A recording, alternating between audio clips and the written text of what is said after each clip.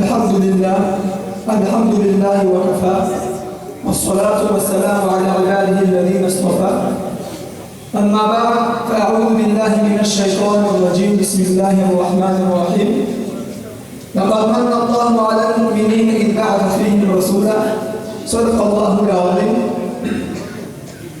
وقال النبي صلى الله عليه وسلم: لا يؤمن أحدكم حتى يكون هواه تبعا لما جئت به، أو كما قال عليه الصلاة والسلام. سرمایہ حیات ہے سیرت رسول کی، فلاح کائنات ہے سیرت رسول کی. بنجر دلوں کو آپ نے سیراب کر دیا، بنجر دلوں کو آپ نے سیراب کر دیا. ایک چشمہ صفات ہے سیرت رسول کی. میرے محترم قابل قدر اساتذہ کرام اور باہر سے آنے والے مہمانان گرامی اور منصفین اعزام اور اس فتح شکری کو خوبصورت سلوک، السلام علیکم ورحمۃ اللہ وبرکاتہ. آج میں جس عنوان پر اپنے روزیوں کو بکھیرنے آیا ہوں وہ ہے سیرت نبی صلی اللہ علیہ وسلم.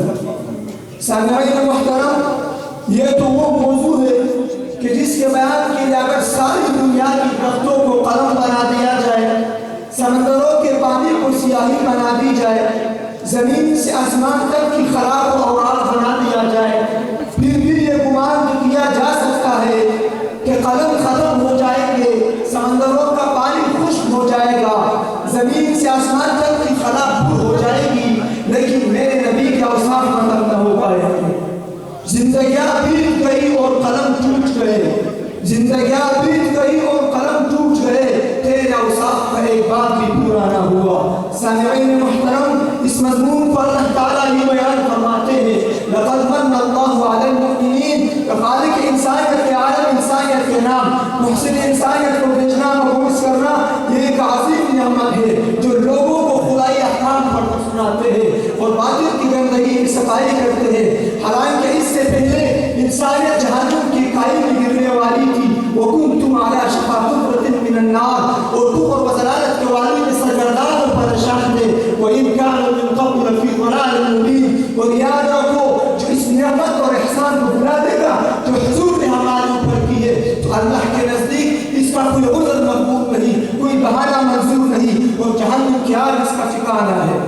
درفشانی نے تیری قطروں کو دریا کر دیا، دل کو زندہ کر دیا، آنکھوں کو بینا کر دیا.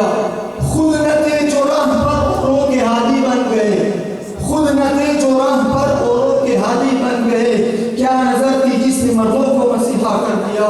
سامعین محترم، آپ صلی اللہ علیہ وسلم کی حیات مبارکہ اور سیرت طیبہ انسانیت کے لیے کامل اسوہ حسنہ ہے، ذائقہ حیات ہے. فرمایا: لقد کان لکم فی رسول اللہ اسوۃ حسنہ. کہ زندگی کا کوئی ایسا پہلو نہیں رہتا جس میں آپ کی کامل رہنمائی موجود نہ ہو. بیت اللہ کے احکام سے لے کر بیت الخلاء کے احکام تک سب کچھ بتا دیا، اس لیے کہ آپ انسانی اخلاق کی درستگی ہی کے لیے مبعوث ہوئے.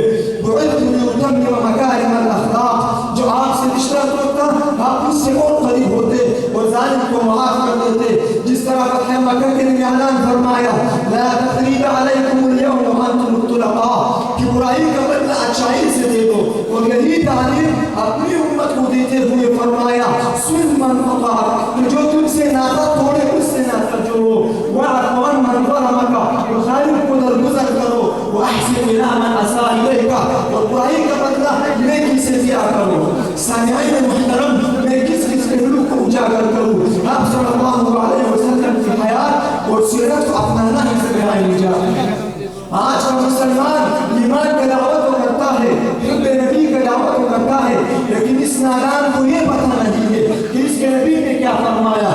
فرمایا: لا یؤمن احدکم.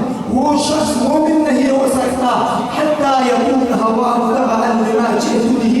جب تک اپنی خواہشات والی زندگی کو چھوڑ کر میری سیرت نہ اپنا لے، میری اتباع کی سوائی سے کہیں نجات نہیں. ایک مرتبہ حضرت عمر رضی اللہ تعالی عنہ تورات کا چند صفحے لا کر بارگاہ رسالت میں پڑھنے لگے. ابو بکر بھی موجود ہے تو نبی کا چہرہ متغیر ہونا شروع ہوا، رخسار مبارک لال ہونے لگے. ابو بکر نے محسوس کیا تو عمر کو ڈانٹ کر کہا: اے عمر، تیرا بھلا ہوئی، تو کیا کر